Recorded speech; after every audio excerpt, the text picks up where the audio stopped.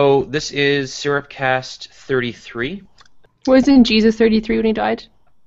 Uh,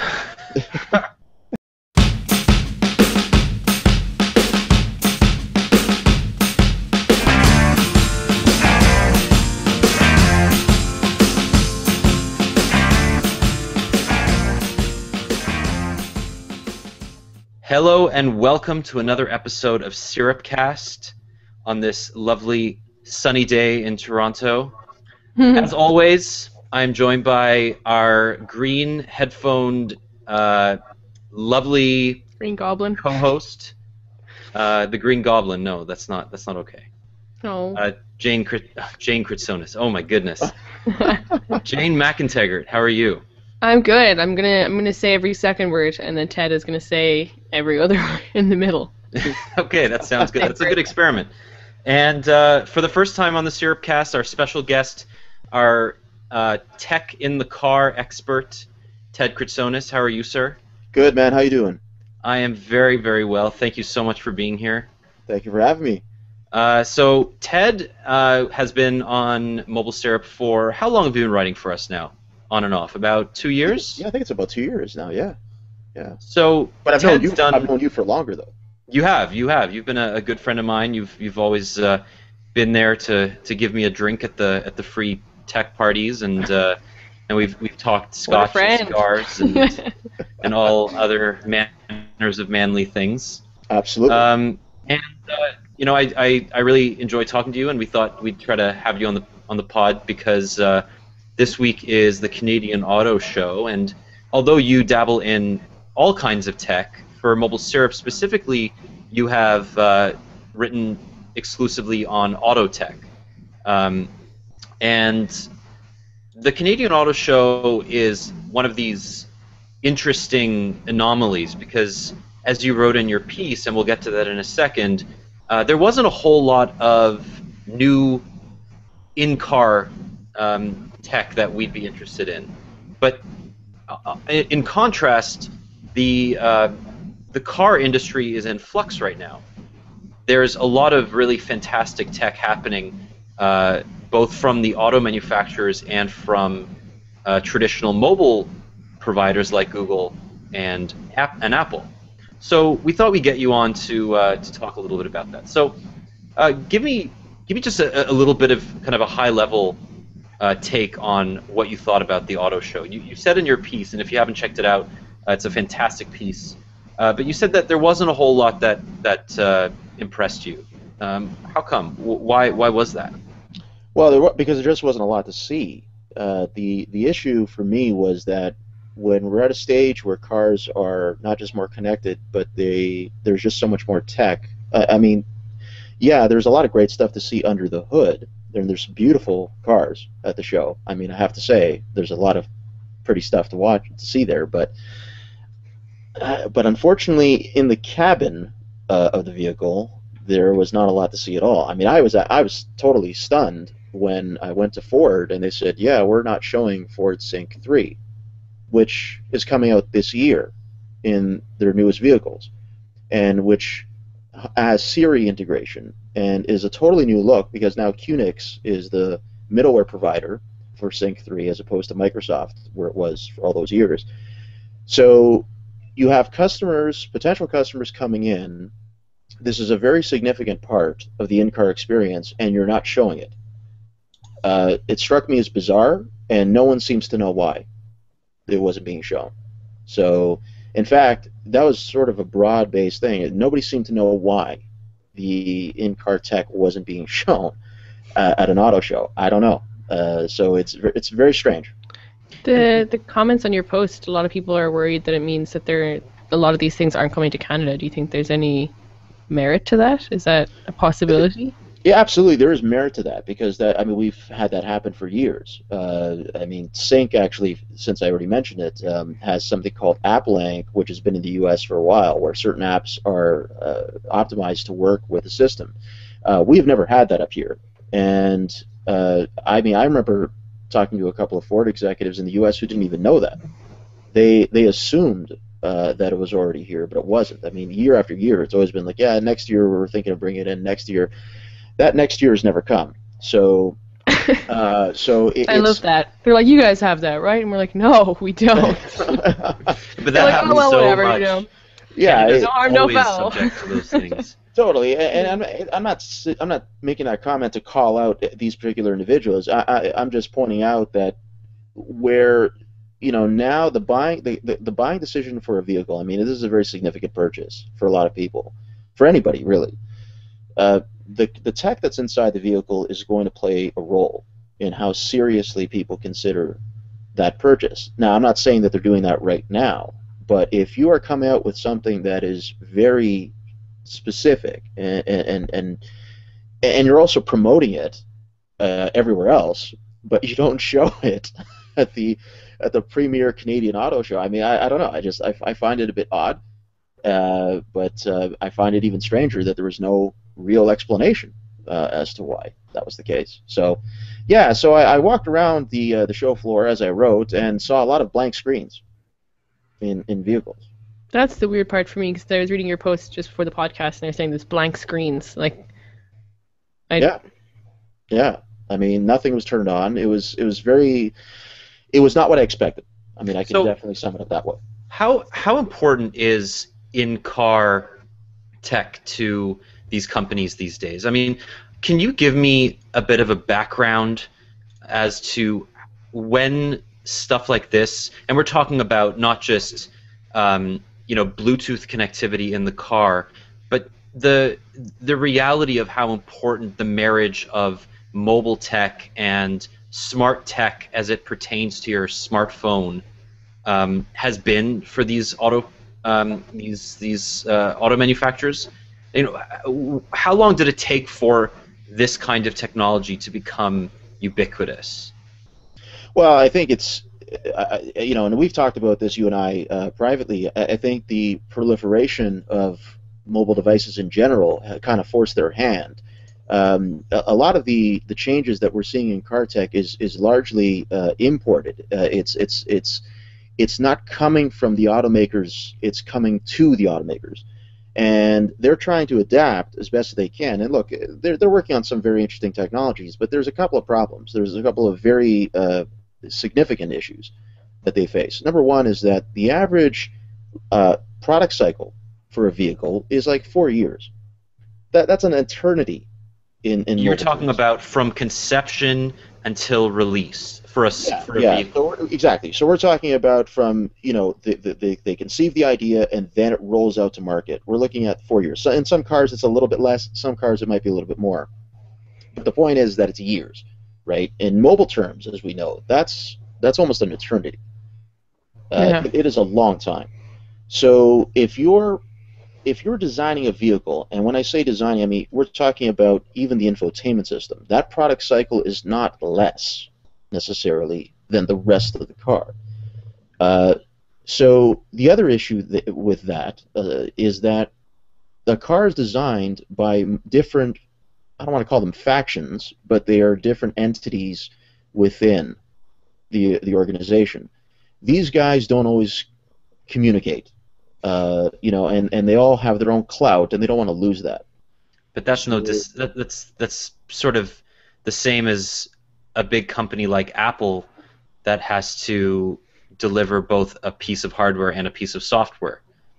They Absolutely. just do it a little bit more uniformly than one of these manufacturers, like car manufacturers. Well, of course, yeah, and it's not an apples to apples comparison, no question. Apple's business is very different than, say, any of the automakers. But the other problem to me is also that there's no industry standardization whatsoever when it comes to in-car tech. I mean, a lot of the standardization that we do enjoy, like Bluetooth, like you mentioned, or even something as simple as an auxiliary input, that all was imported to them.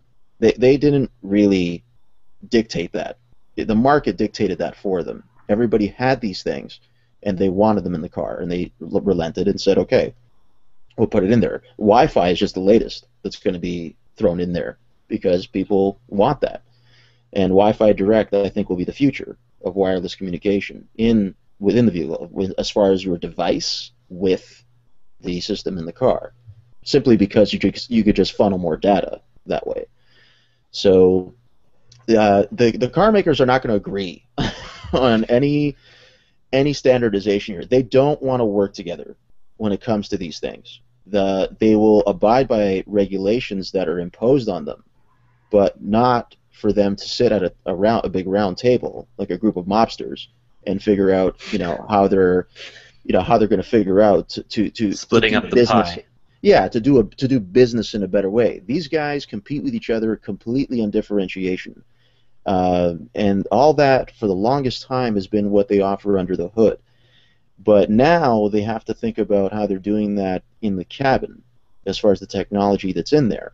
But it's very clear to me that they're going to need help, a lot of it, from the consumer electronics industry. So that's where Apple may come in, and Google as well. So is this a time then where they're finally acknowledging their own weaknesses? Are they still overcome with hubris, or have companies like Ford and Toyota and Mercedes and BMW acknowledge that we can't design great software and our focus is on hardware? Should we relent some of this to companies like Apple and Google? Or is it Apple and Google saying, you guys are making really crappy pieces of software and ruining the in-car experience for our customers, and therefore we're going to impose our own good design on your dashes? Yeah, I think those 2 points are largely implied, because neither side is actually going to say that publicly. But that being said, they are both true, because the automakers just can't handle they can't handle the pace that mobile is at. I mean, I've spoken to guys at Qnix and all the other what we call tier 1 suppliers that actually manufacture the infotainment systems for the automakers. They do it on spec. It's based on what the automakers want, not what would necessarily be possible or what would be the best. So that means basically that the automakers don't want to cede any control of this. But then you have Apple and Google coming in with a software solution, CarPlay, Android Auto, that is supposed to simplify the way that we use the devices that we have, which, I mean, iOS and Android are obviously huge. It's supposed to simplify using those in the vehicle. It's much easier for a developer to optimize, say, an app for CarPlay than it would be for Ford system, and then Audi system, and then BMWs. You know what I mean? Like, it's because there's no standardization, because they're not playing on the same field. Developers basically would have to pick and choose which automaker to go with, which they're not going to do. No. So they'd rather go with Apple and Google, who have their own platform. What the automakers don't like about this scenario is that Apple and Google call the shots. So, and they hate that. They'll never say that. We saw the same thing though with smartphones too. When Android first came out, you had all these companies who didn't necessarily like the fact that they had to go Android because they saw their software as their differentiating factor. You know, every phone looks the same, so what makes us us? And it was like, well, it's the software you put on it. And if the software you put on it is the same as everybody else's software, how do you let people know that it's, you know, Nokia or HTC or whatever? And I guess it's the same. They're running into the same problem where it's a reluctance to let somebody else who knows better take care of it. Absolutely. They feel like, and I think that's an issue that we're seeing with the Internet of Things and like a lot of different industries, especially like wearables and fashion, where you have wearable companies trying to make fashionable items without consulting the fashion industry. Fashion, like opening ceremony, had their Mica thing with Intel, and I think it goes to show that there needs to be more partnerships between, I guess, software makers and car companies, or software makers and fashion houses and stuff like that. It's really interesting, I think. It is, yeah, and I think one of the mitigating factors here that has to be noted is the issue of liability, which is a major concern for any automaker, obviously. I mean, we've seen just in 2014 some embarrassing recalls that happened with some of the. And are those are those largely software based, or no. Do they rely on the sensors inside the cars? I'm trying to think off the top of my head. I mean, some of them I believe were mechanical. I don't know if any in particular. I mean, certainly none of them were related to infotainment. But of course, because vehicles have so many sensors now, there might have been a computer issue along the way with one of them. So I'm sorry, I can't be more specific. I can't quite recall all the different ones, but the but the issue still remains that liability is something they're naturally worried about, and if someone were to crash into somebody else because they were fiddling with Spotify on their on their CarPlay system. I mean, it's not Apple's fault ultimately. I mean, it's the automaker that takes the heat for that. So this is why there's a bit of a minefield going on here, and it's an uneasy working relationship in my view. I mean, I don't know this for a fact, but it seems to me like an uneasy working relationship between the likes of Google and Apple and the automakers. They need each other, but I suspect, in Apple's case in particular, based on recent rumors, that Apple is thinking, okay, you know what, these guys don't know what they're doing, and frankly, their suppliers don't really seem to know what they're doing either. So we feel that we can do it a lot better, and let's explore that. So let us explore that. Let's look at a lot of the realities of driving a car today. Most people drive with a cell phone nearby. Some drive with a cell phone in hand, ready to answer a phone call or action a text. And some people actively initiate texts and phone calls and surf the web and read web pages while they're driving. All of these things are not legal. But if the thing you mentioned about liability, if Apple tries to make it easier for Spotify to work on within a car, they're improving the overall safety of the in-car experience. Wouldn't the idea of liability still be something that the auto manufacturers look at as an inevitability of degrees, right? Inevitably, you can be completely in focus and still be a bad driver, right? These are things that make you more likely to crash, but at the end of the day, all of these in-car infotainment features are aimed to make the driving experience more safe rather than more entertaining, right? Yeah, no doubt. I would agree with you. I mean, if there's one constant that we can always fall back on here, it's that people are going to use their smartphones in the car.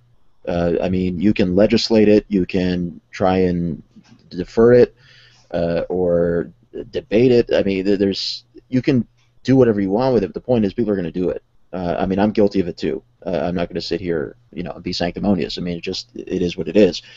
The issue is, okay, how do we do that in a safer way? Now, CarPlay and Android Auto, in particular, are very voice-driven platforms.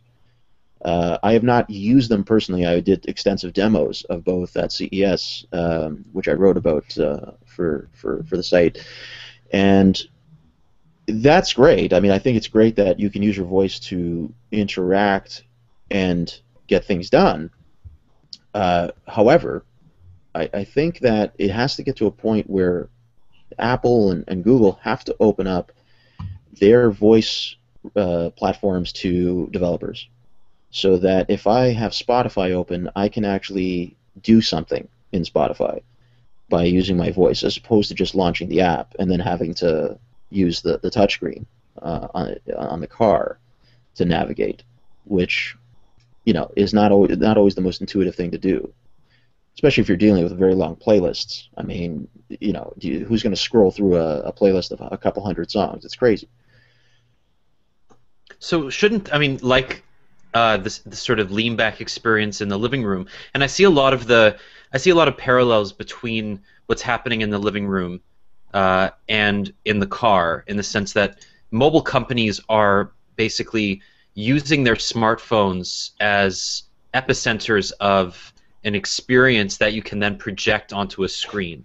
So, for example, a Chromecast itself is kind of useless without a smartphone. less so is an Android TV, like an Android TV device like a Nexus player. But by and large, companies are using the base code framework for Android and iOS as a means to expand the capabilities of these ecosystems, right?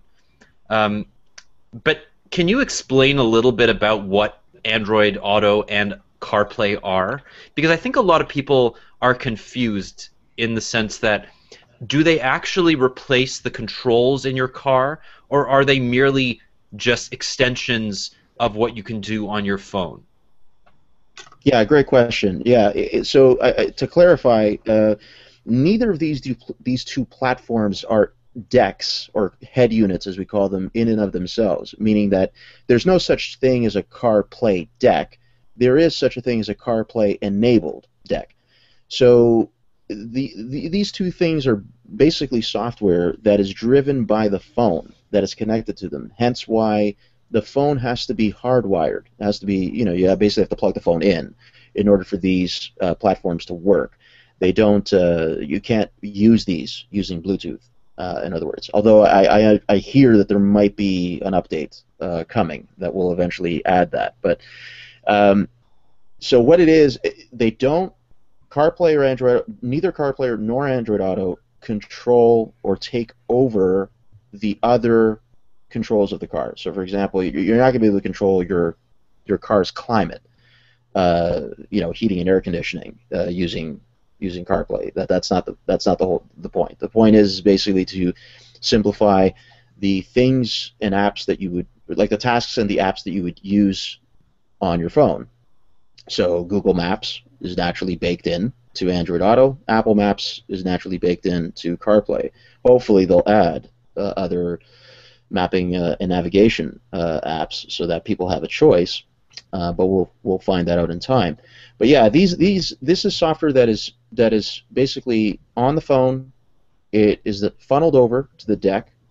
There are a couple of hardware requirements as far as the USB connection in the back, but these are not major restrictions. It's just that the manufacturers, both the automakers and the aftermarket guys like Pioneer and Kenwood, just have to build them the right way so that they can be enabled. Now, my understanding is that Android Auto will not work with head units that are under 7 inches. It's something about screen optimization. I've tried to get an answer. I haven't gotten one, so I'm not sure why there is that restriction. CarPlay can work, it seems, on 6 inches and 7 inches. So there it is. But yeah, this is not dedicated hardware. This is basically software that's running off the phone. I believe iOS 8.1 added CarPlay functionality, if I'm not mistaken. Right. I have a question. Please. I don't know. CarPlay and Android Auto are not my forte at all. But so when you're talking about they're just funneling information and data over from the phone, and when you talk about app makers being able to, I guess, optimize their app for use on those platforms, is there any chance or any way that we would see maybe the likes of Spotify say, here's the version of our app that's going to be used on CarPlay, so that when you connect your phone, I guess it goes back to cutting down on the amount of distraction, so that if you're using it on just your phone, you can do whatever you want. You can scroll through all your playlists and like thousands of songs, but once you connect it to the car, you only have access to certain features. Is that a thing, or am I dreaming? As far as specific features, I'm not sure. I mean, Spotify actually is already optimized for CarPlay. So what it is, like, is it a full-featured version of Spotify, or? Yeah, I mean, you have access to pretty much to everything. The only issue for me is that you can't do a search with your voice with Spotify because there's no Siri integration with the app. And because the way CarPlay works, when the phone is plugged in, you can't really do anything else on the phone. So the phone is rendered almost immobile because which is, I guess, the way it should be. Yeah, which is actually a very good idea. That is a very good idea, because then incoming text messages are read out to you as opposed to nothing's displayed as far as an incoming message. And then when you respond using your voice, you actually don't see it written out. Now, that could be good or bad depending on how autocorrect works. And who else is in the car with you? And who else? Yeah. But I mean, but definitely there was some thought put into functionality, convenience, and safety, because those are the three things that you have to have. Those three things. It's like that triangle Yeah. of features that you have to have when you're talking about integrating a smartphone in the car. I've often thought about the utility of voice as it pertains to mobile technology, and I've often been confounded with the notion that the voice is the next big input method. Since Siri was announced in 2011, Apple has heavily pushed voice as the next frontier for input, especially when you're distracted. They've talked about people carrying around their phones, or they have their phone in their pocket and they want to look something up, so they press the button on their headset and they activate Siri and they say, "What's the weather going to be like?" And Siri says what the weather's going to be like for the next couple of days, or what was the score in the latest Raptors game last night, and it tells you. But there are so many situations where that is just not applicable. It's not feasible. It's not appropriate, and it does not work. And I feel like I can't be any person who feels like it's forced. Like that's the best way to do it, so I'm going to talk to my car because there's no other way for me to do it. Right, but I mean, the car is really the only place that I find it extremely intuitive. I find it, especially once it gets smart enough that you can have back and forth conversations, or you can use what was given to you before as levy for a future interaction. So, for example, if you say, what was the Raptors score last night? Oh, it was 97-96. Then you can say, how many points did DeMar DeRozan score? And it would give you that. It would use what was previously given as a jumping off point, and you can kind of maintain a sort of human-like conversation with this assistant. I find that to be quite, Geez, Daniel, useful. you wouldn't need to get married at all. Exactly. I wouldn't have to talk to anybody except my phone. But just going back to the whole idea of voice as an interaction method, it kind of to me mirrors the idea of car manufacturers using touchscreens, some resistive, some capacitive, and then going back to this sort of crown idea, this big twist-based input method, right, where it's actually not as intuitive to touch a screen while you're driving. It may be better to turn a knob rather than talk to something or touch something. And I'm just wondering, like, as somebody who does this every day, Ted, what do you find is most intuitive in the car?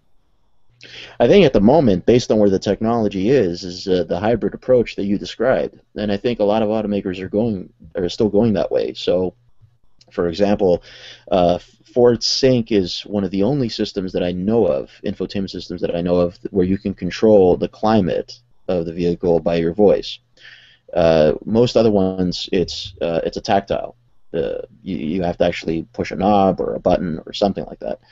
And in each infotainment system is different. I mean, some push the envelope more than others, but for the most part, there is a hybrid of voice, tactile, actual buttons or knobs, and a screen that either you interact with in a capacitive way, or there's some sort of way to control the screen. Like, for example, the German automakers generally use they don't use capacitive screens. They use like a sort of a rotary dial type. It's very similar. Mercedes, BMW, they all use a very similar system, and you navigate using that. Now, it takes a little time to get used to it because it's not as intuitive, but this is like, we're in a transitionary phase now where I think they're trying to see how they can go from having that mix of things to basically just a talk and touch experience. And we've seen that in concept vehicles. I mean, Volkswagen showed something like that at CES. Koenigsegg has showed vehicles like that for 3 years now, more or less, of different types of ideas where you take some of the tactile side of it out. But until those two things progress, until voice gets better, and I would argue until app integration really turns a corner to the point where we can use the apps that we really want to, and it's not a lot. I mean, I think most people will use no more than 20 apps in the car, and that might even be a high estimate. Until we get to that point. I mean, it's it's going to be this weird hybrid sort of approach where you use one or the other depending on what works best for you. Oh man, I can't imagine using more than just a couple. I Yeah, mean, the I'm only like, what things do that you- I do in the 20 apps? car are I listen to music or podcasts or maybe an audiobook, and I have a map in going on my phone. I mean, what else would you really need your Unless- phone for in the yeah. car? No, I'm just saying. I guess I should have clarified. I'm not necessarily saying different apps of different types of apps, but more so apps that more or less do the same thing. Oh, I see. So, for Different 20 example, functions. variations of the same Yeah. category. Yeah, so I mean, you might have someone who's an RDO subscriber, another might be a Spotify subscriber, someone else, might have Deezer. All these apps at some point have to be integrated that way to accommodate people who are streaming music from them. I mean, same thing with maps. You have somebody who might love using Waze. You might have someone who has CarPlay but wants nothing to do with Apple Maps. I mean, that could potentially be a case too. So I think there's going to have to be some choice and some variation as far as that goes. But I agree with you in principle that, yeah, I mean, really, as far as the types of apps that are being used in the car, it's probably no more than a handful, in all honesty. But even so, there are so many different different ones within those verticals that you probably want to get all of them on board. It's going to take a little time. Right now, Spotify and RDO are on board with CarPlay, so that's great. It's a good start. And hopefully we'll see more of those along with other mapping apps, assuming Apple is amenable to that. Are there car manufacturers doing a better job? Any ones that stand out to you at integrating these services like CarPlay and Android Auto? Have there been any companies that have just completely dropped the ball? Anybody that you think is just doing a terrible job? I mean, who stands out both in the positive and the negative space right now? Well, it's tough because I haven't tested every single automaker system, so I do have to be cognizant of that. But I would say, I mean, I think Ford Sync is, in principle, actually a very good system because it. Unlike other systems, one thing I like about it is that I can string voice commands together. I can tell it to, okay, set temperature to 20, to 10, like climate, set temperature 23 degrees. I can do that in a string of commands, whereas a lot of voice systems in vehicles is a give and take. It's a back and forth, which is not even a real conversation. It's like it's like the old Windows Vista where you have to say cancel or allow every time. I mean, it's not intuitive. It's time. It's such a time waster that people just get fed up and say, okay, you know what? I'll just do it myself, and put myself in potential danger in the process simply because you're not making it convenient enough for me. So I would actually, to answer your question, I would actually indict all of them. To varying degrees, because the industry as a whole, and we're talking about an industry, by the way, that 6 or 7 years ago was teetering on the brink of collapse, especially in North America. So for them to come back and be profitable is good for a lot of people who work for them and benefit from that. But the tech side of things is something I think they did not anticipate the rapid pace with which mobile is going at, and so each of them have tried to come up with a solution that is better than everybody else's, because that's what automakers do. They try to make a vehicle that is better than every other guy.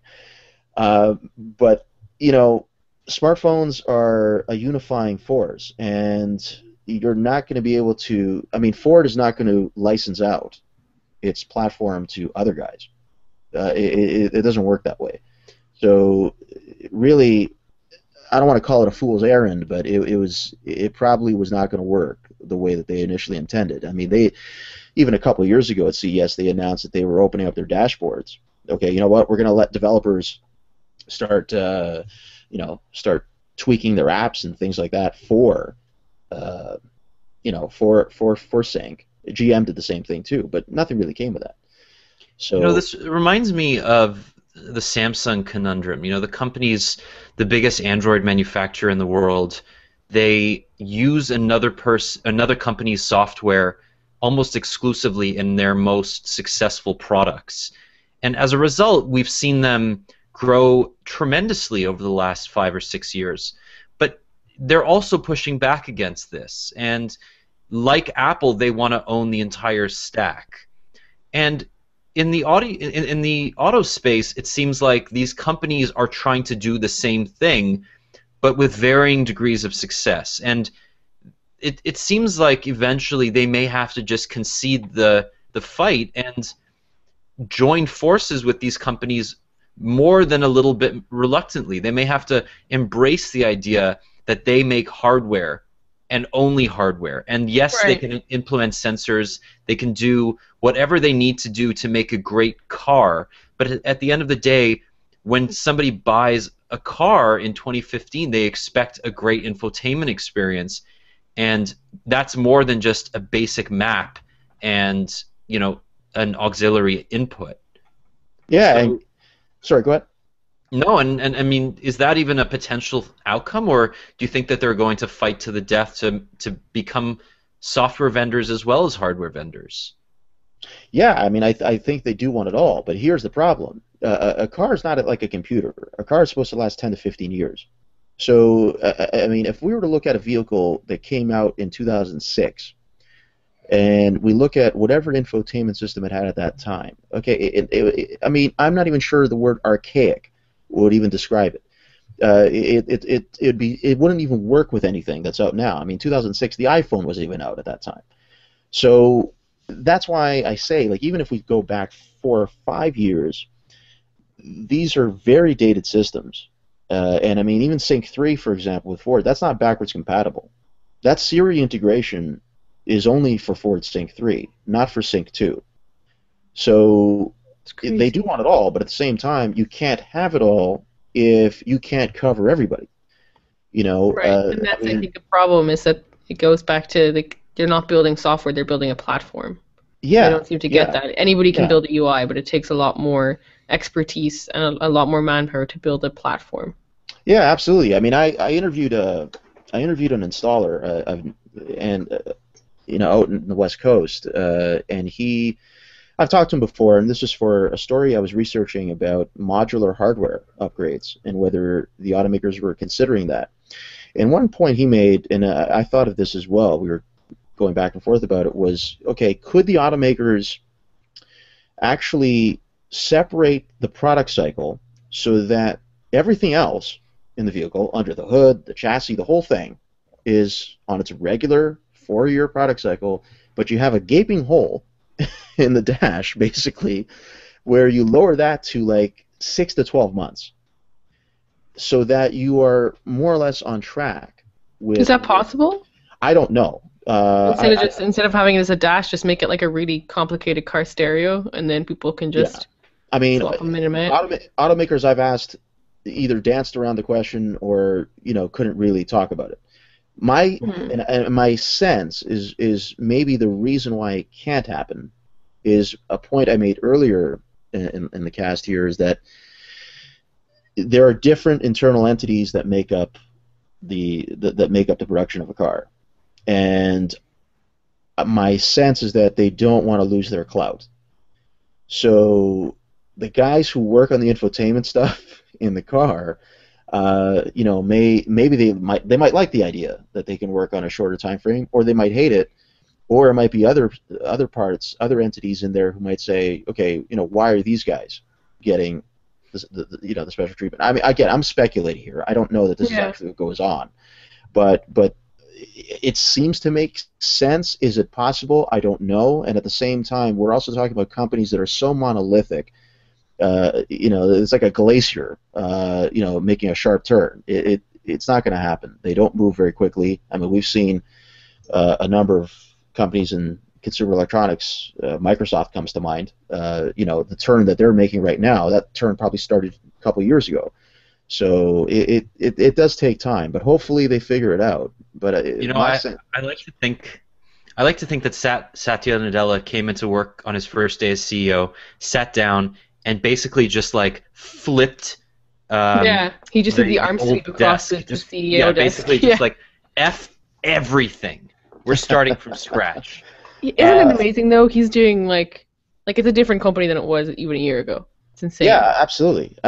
And look, I like him. I liked him from the beginning, considering the clown that he replaced.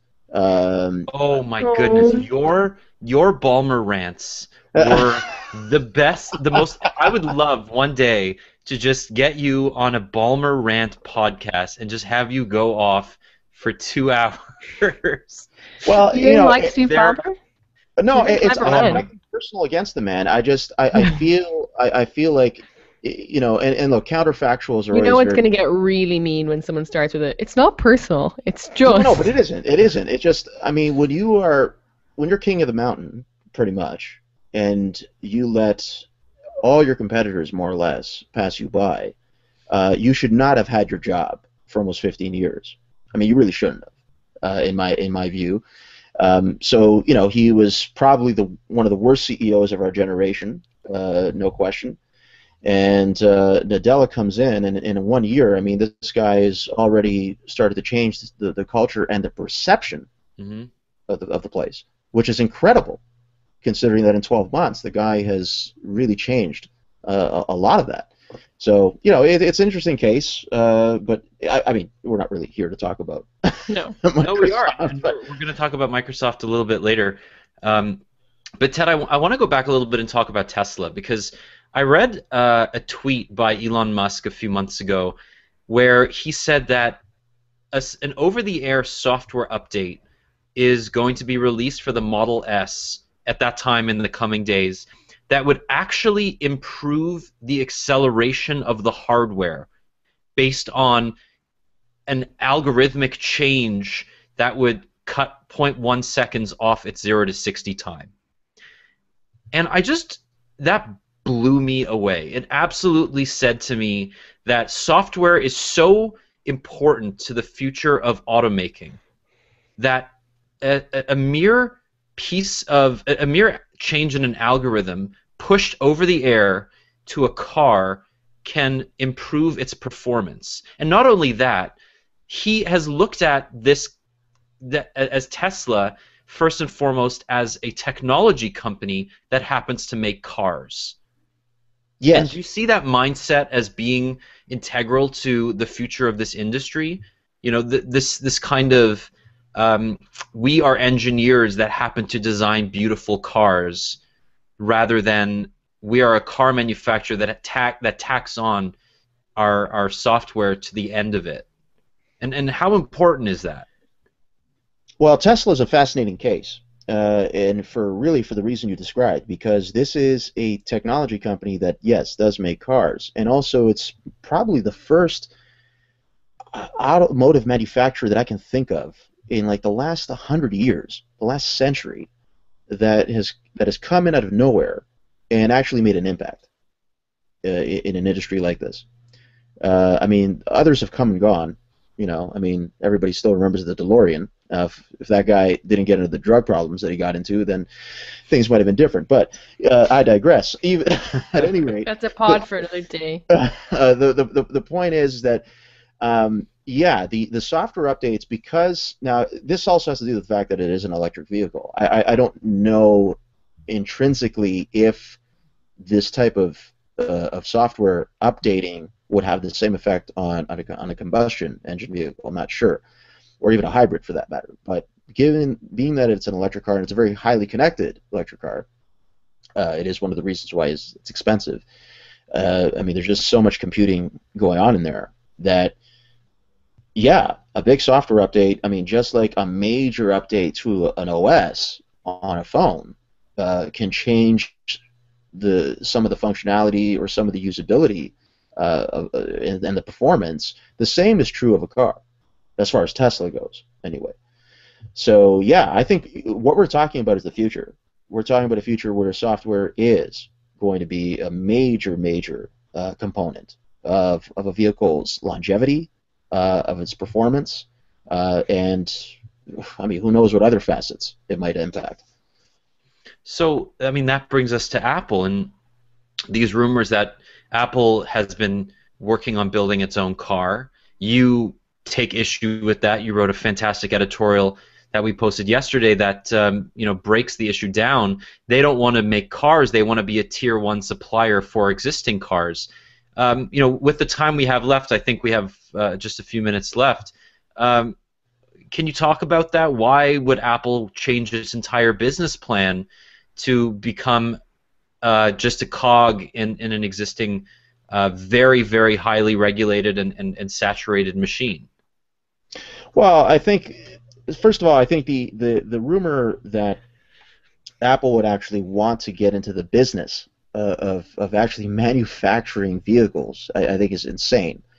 This is not a business that I think Apple really wants to be in. I'm not saying they couldn't do it. Obviously, with when you're sitting on a pile of money like they are, I suppose you can shoot for the stars. But I don't think that's really what this is about. I think that they recognize, just like I think with TVs as well, that there is a major hole that needs to be plugged, and they needed the expertise to tackle this. So they brought in people that they felt could do that. They've also tried poaching people from Tesla. In fact, I mean, if the reports are true, it's very generous offers that they've been making. But yeah, I suspect that what they might be considering here is sort of a hybrid software-hardware approach where, we're not happy. CarPlay's not enough, because it doesn't go deep enough, first of all, and also it makes us deal with the automakers in a way where we can't really dictate where things go. So why not take over the whole dash entirely? Let's control it all. What does that mean, though?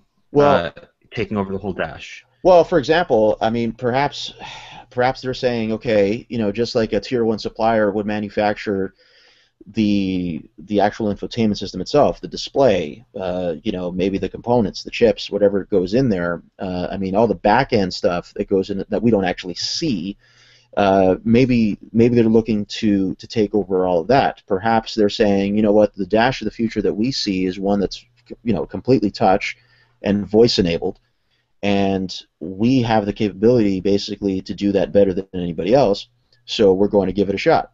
And that could be what it's about, because in other words, I'm saying if their vision of what a dash in the car is might be very different than what we are seeing today, or what the automakers might be working on now.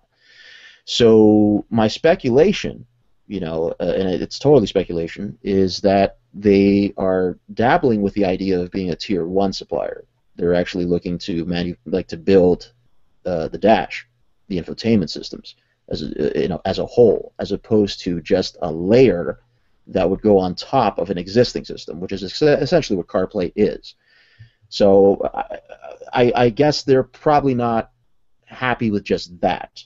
They want a bigger piece of the pie, and they recognize that the entire industry has a problem, and if they do it well enough, they could. I mean, why make? It's like I said in the article. Why make your own car when your technology can be in everybody else's? Right, and I guess it's. I mean, the analogy is not perfect, but Apple is still a cog in the telco machine. They're making the hardware that people buy, but they're still reliant on the carrier system. They're reliant on the LTE and the other specifications. They're reliant on Qualcomm as a chip manufacturer. So as much control as they have in this circle, they're still one component of a very complicated virtuous cycle in which they happen to take home most of the profit, but as they've proven with their systems on a chip, they can now transition from being a hardware manufacturer to a semiconductor manufacturer pretty easily and pretty successfully. if they wanted to become a carrier, they could. If they wanted to be, if they wanted to, work with the GSMA to solidify the next LTE spec, I'm sure they could, and perhaps they even do. But right now, they're focusing on making really great hardware. So I get, reading your article, it sort of makes sense. If Ford wants the best in-car experience, buy the Apple Dash and sell it in all of their premium cars, right? And yeah, that to me sounds like a pretty good future, especially since right now it's so disjointed. Oh, and it goes back to saying if they want Ford to turn around and say that's what we want in our car, that's why they need all these these people with the experience for in-car interiors and all that those people that they're hiring or are rumored to be hiring. It's if you don't know how to do it, get an expert who does. So if they have all those people helping them to design, what they feel is the perfect infotainment system, they've got a better shot at selling it to more manufacturers. Yeah, Absolutely. and imagine being the manufacturer saying, we have an Apple Dash, right? Nobody else does. We are the Apple car. Yeah, we exactly, are the iCar. Right? They're making all the other components, right? The thing is that there's so many factors into making a good car, right? I mean, it's not just the engine. It's right. I mean, the car is a piece of machinery and it's a computer at the same time. And that's the reality that these manufacturers have to face. Yeah, absolutely. And I would say, when we're talking about affordable vehicles, the luxury and high end is a totally different thing because you see more a differentiation and a little more competition, I would say, under the hood. Hey, I can go faster than you. My engine does this. Like fuel economy and all that. I mean, there's a lot of things at the high end that, especially on design, that differentiates one car from another. But when you look at the affordable vehicles from all the automakers, under the hood, there's not a huge difference there. I'm not saying that they're all the same because every car looks a little different and everything, but there's not the same level. The paradigm is kind of different, I think, when you're talking about affordable vehicles. So if Apple and Google could be working, I mean, Google is working on their own stuff with cars, but if Apple is working on something that is applicable to every vehicle, I mean, regardless of whether it's an affordable one or not, and maybe it's scalable, I mean, who knows, but if they're working on something that could be applicable to all of them, that is especially appealing to the consumer. And right. Maybe and obviously to a certain degree, the automakers as well, although they're not going to be convinced of it initially because they ultimately still want to compete with each other on what's in the cabin. They don't necessarily want to be using the same thing that the other guy is using. They're still in that mindset of, hey, this is a Mercedes inside and out. Mm-hmm. What you get inside and out is going to be different than you get from anybody else, right? And that more or less sums up the way all these car manufacturers look at it.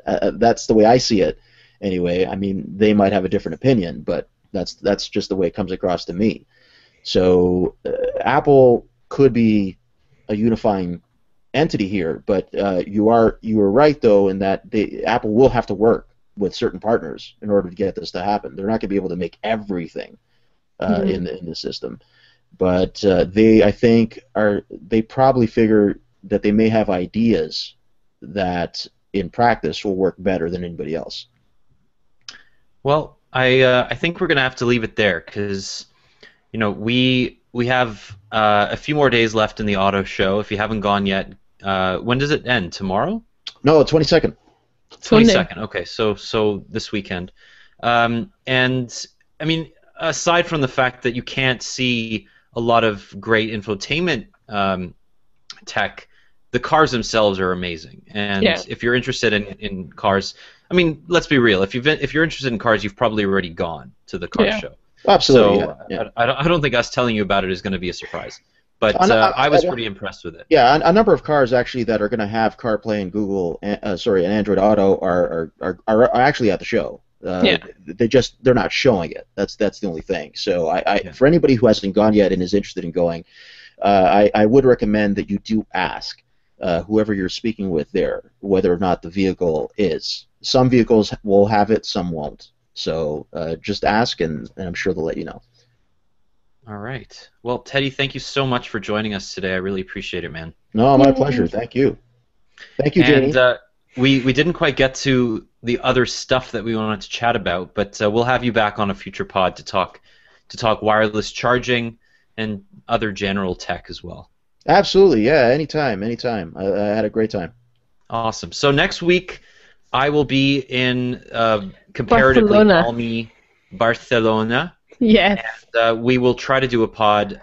Not sure if it's going to happen, but if it doesn't happen on my end, Jane and Douglas will stand in. Thank you everybody for tuning in. Please, if you like our little pod, give us a 5-star rating on your favorite podcatching app or platform, especially on iTunes.